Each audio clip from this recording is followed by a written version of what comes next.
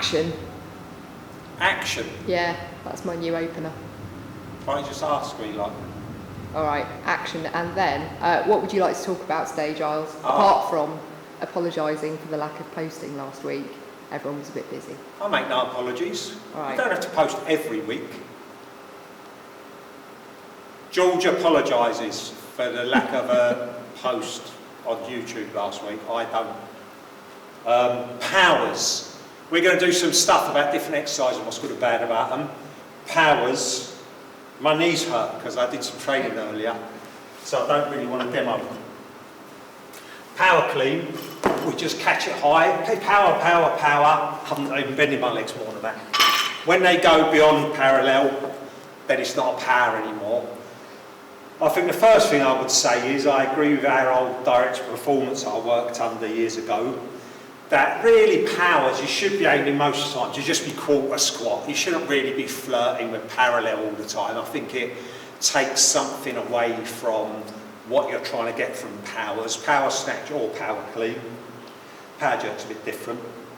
So the good, I don't know why I'm looking at the bar, it's like I'm just thinking of lifting it but I don't want to. The good thing about a power snatch or a power clean, we use a bit less weight because we're catching them higher, and they'll match really well with heavy pulls. You'll move a bit faster with a bit less weight doing a power snatch or a power clean, and they match well with moving a bit slower with a bit heavier weight than you can actually snatch or clean on pulls. And so you're working either side of doing the lifts. So it makes a nice block of training where you're working on powers for your lifts and you're working on pulls. They save your legs a little bit. If you're not flirting with being down here where you catch them all the time, they save your legs a little bit. So if you're catching quarter squat, you'll probably get a bit more out of your squats at the end of the workout. So that's what's good about power cleans. You're using less weight and moving at a higher velocity, hence they're called the power cleans.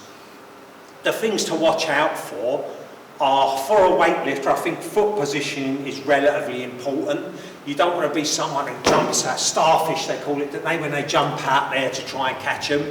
We want to make it standard so that if we absolutely had to, a missed power snatch or clean should just be squatted in really for a weightlifter.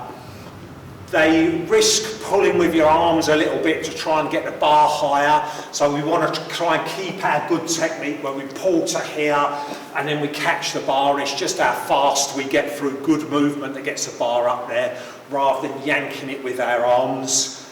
None of these things are reasons not to do it. They're just things to watch out for when you're doing power snatch or power clean. The people I don't give power snatch or power clean to is sort of beginner people who are reluctant to squat down under the bar.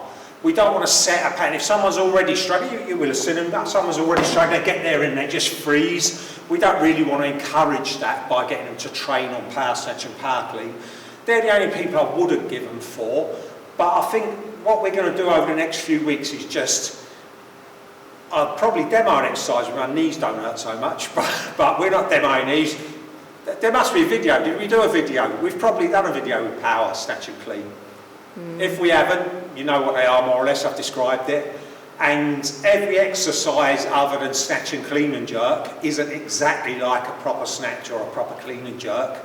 And there are things that are good about them and things you have to be a little bit wary about. So that's what's good about your power cleans and power snatch. Higher velocity, bit lighter weight, probably a bit easier on your joints. Unless you catch them at parallel, then they always gave me tendinitis. But quarter squat, we're talking about quarter squat. I'm going to separate them out, not like maximums where you send a video to your coach and say, was this power? And he sends a video back saying, if you have to ask, then it's not.